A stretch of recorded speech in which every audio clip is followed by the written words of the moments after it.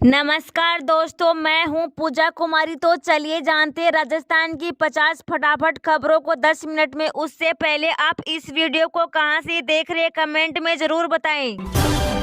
300 unit free बिजली के साथ मिलेगा, लोगों को ये भी फायदा करना होगा। इस योजना के लिए आवेदन। देश की केंद्र सरकार लोगों के लिए कई तरह की योजनाओं का संचालन करती है, जिससे कि लोगों को फायदा और उनका जीवन यापन आराम से हो सके। ऐसे में इस महीने की 1 फरवरी को अंतरिम बजट में वित्त मंत्री निर्मला सीतारमण ने भी एक बड़ी घोषणा की, और वो भी 300 यूनिट फ्री बिजली देने की, जिसका लाभ भी लोगों को मिलेगा। यह फायदा होगा पीएम सूर्योदय योजना के तहत। इसमें भी एक बड़ा ऐलान 1 करोड़ घर की छतों पर सोलर पैनल लगाने का था, जिसके जरिए लाभार्थी को 300 यूनिट तक फ्री बिजली और सालाना 18,000 रूपए तक की बचत होगी। मीडिया रिपोर्ट की माने तो 1 करोड़ परिवार के घर की छतों पर सोलर पैनल लगाया जाएगा। इसे लगाने से लेकर मेंटेनेंस तक का काम सरकार करेगी, सब्सिडी मिलेगी और सोलर सिस्टम लगाने के साथ ही परिवार की बिजली फ्री हो जाएगी। छत पर जो सोलर सिस्टम लगाए जाएंगे वो 300 यूनिट से ज्यादा बिजली फ्री देंगे। इसी अतिरिक्त बिजली से पब्लिक सेक्टर की कंपनियां लोन का भुगतान कर सकेगी। मकान मालिक अपने सोलर सिस्टम से जनरेट बिजली के जरिए बड़ी रकम बचा सकते हैं।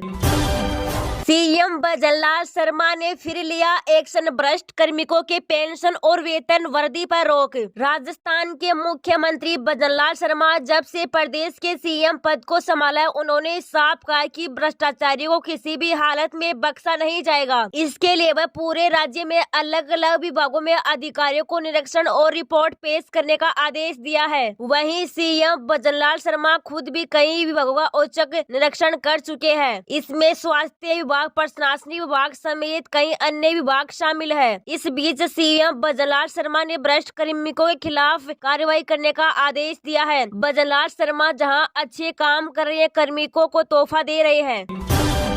फरवरी में इस तारीख को मनरेगा श्रमिकों के खाते में पैसा होगा ट्रांसफर, चेक कर ले आप भी। देश की केंद्र सरकार से लेकर प्रदेश की सरकारें लोगों के लिए कई तरह की योजनाओं का संचालन करती है। इन योजना के माध्यम से लोगों को कई तरह से मदद दी जाती है। ऐसे में अब मनरेगा श्रमिकों को फायदा होने जा रहा है। जी हाँ, पश्चिम बंगाल की मुख्यमंत्री ममता बनर्जी ने घोषणा की है कि उनकी सरकार 21 फरवरी तक राज्य के 21 लाख मनरेगा श्रमिकों के बैंक खाते में धनराशि ट्रांसफर कर देगी। ममता बनर्जी ने केंद्र से विभिन्न सामाजिक कल्याणकारी योजनाओं के लिए बकाया राशि जारी करने की मांग की है। उन्होंने कहा कि वह जल्द ही आवास योजना के लिए जारी न की गई धनराशि के संबंध में एक और घोषणा लेकर आएगी। ममता बनर्जी ने कहा, 21 फरवरी तक हम उन 21 लाख श्रमिकों के बैंक खातों में पैसे अंतरिम कर देंगे, जिन्हें पिछले 3 साल से काम करने के बाद भी महात्मा गांधी राष्ट्रीय ग्रामीण रोजगार गारंटी अधिनियम का पैसा नहीं मिला।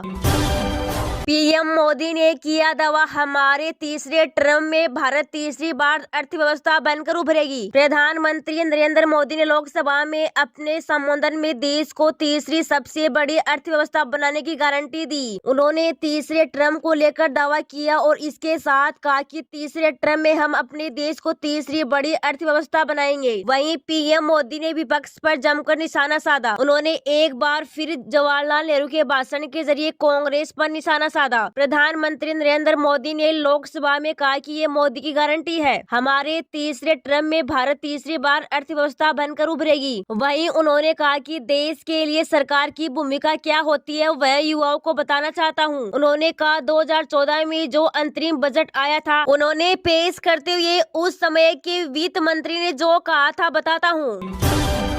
पेटीएम का शेयर 3 दिन में 50% टूटा। संघ से 354 अंक फिसलकर 71,731 पर बंद। टाटा मोटर्स का शेयर 6% चढ़ा। शेयर बाजार में सोमवार को गिरावट देखने को मिली। संघ से 354 अंक फिसलकर 71,731 के स्तर पर बंद हुआ। निफ्टी में भी 82 अंक की गिरावट रही। ये 21,771 के स्तर पर बंद हुआ। संसेक्स के 30 शेयरों में से 23 में गिरावट और 7 में तेजी देखने को मिली है। टाटा मोटर्स के शेयर में 5.80% की तेजी रही। करीब 2 साल पहले मई 2023 में इसके शेयर 949 भाव पर जारी हुए थे। हालांकि रिटेल इन्वेस्टर्स और प्लेयर्स को हर शेयर 45 रुपए, जबकि पॉलिसी होल्डर्स को 60 रुपए के डिस्काउंट पर मिला था। इससे पहले शुक्रवार को शेयर बाजार में तेजी देखने को मिली थी। सेंसेक्स 440 अंक की तेजी के साथ 72,085 के स्तर पर बंद हुआ था। वहीं निफ्टी में भी 156 की तेजी रही। ये 21,853 के स्तर पर बंद हुआ था। सेंसेक्स के 30 शेयरों में से 20 में तेजी और 10 में गिरावट देखने को मिली थी। APJ Surendra park hostel limited का आईपीओ आज यानी 5 फरवरी से ओपन हो गया। रिटेल निवेशक इसके लिए 7 फरवरी तक बोली लगा सकेंगे। इस आईपीओ का प्राइस ब्रेंड 147 से 155 प्रति शेयर रखा गया है। इस इश्यू के जरिए कंपनी 920 करोड़ रुपए जुटाना चाहती है।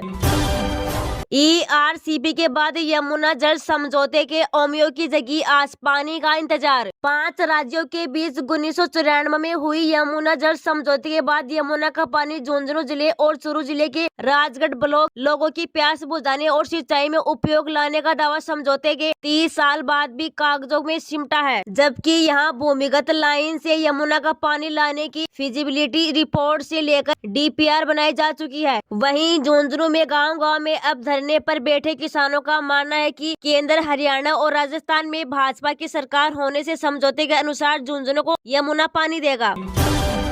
आज सोने चांदी कीमतों में गिरावट। सोना 62,500 और चांदी 70,500 रुपए आई। कैरेट के हिसाब से देखिए गोल्ड की कीमत। सोने चांदी की कीमतों में आज यानी 5 फरवरी को गिरावट देखने को मिली है। India Boolean and jewellers association के मुताबिक 10 ग्राम सोना 570 रुपए सस्ता होकर 62,625 रुपए पर आ गया। वहीं 18 कैरेट सोने का भाव 46,969 रुपए प्रति 10 ग्राम हो गया। चांदी में आज 1,000 रुपए से ज्यादा की गिरावट देखने को मिली है। ये 1,319 रुपए सस्ती होकर 70,545 रुपए प्रति किलो पर आ गई है। इससे पहले ये 71,884 रुपए पर थी। जनवरी में सोने चांदी के दामों में गिरावट देखने को मिली थी। महीने की शुरुआत यानी 1 फरवरी को सोना 63,302 रुपए प्रति 10 ग्राम पर था, जो 31 जनवरी को 62,685 रुपए पर आ गया है। यानी इस महीने अब तक इसकी कीमत में 617 रुपए प्रति 10 ग्राम की गिरावट आई है। वहीं चांदी भी 73,624 रुपए प्रति किलोग्राम से गिरकर 71,668 रुपए पर आ गई थी। सरकार आपको एक बार फिर सॉवरेन गोल्ड बॉन्ड में निवेश करने का मौका दे सकती है। सॉवरेन गोल्ड बॉन्ड स्कीम 2023 से 24 के तहत 12 से 16 फरवरी तक सोने में निवेश का मौका मिलेगा। हालांकि गोल्ड बॉन्ड किस रेट पर जारी किए जाएंगे इसकी जानकारी नहीं दी गई है। सॉवरेन गोल्ड बॉन्ड एक सरकारी बॉन्ड होता है। इसमें डिमिट के रूप में परिवर्तित कराया जाता है। ये बॉन्ड 1 ग्राम सोने का होता है, यानी 1 ग्राम सोने की जितनी कीमत होगी उतनी ही बॉन्ड की कीमत होगी।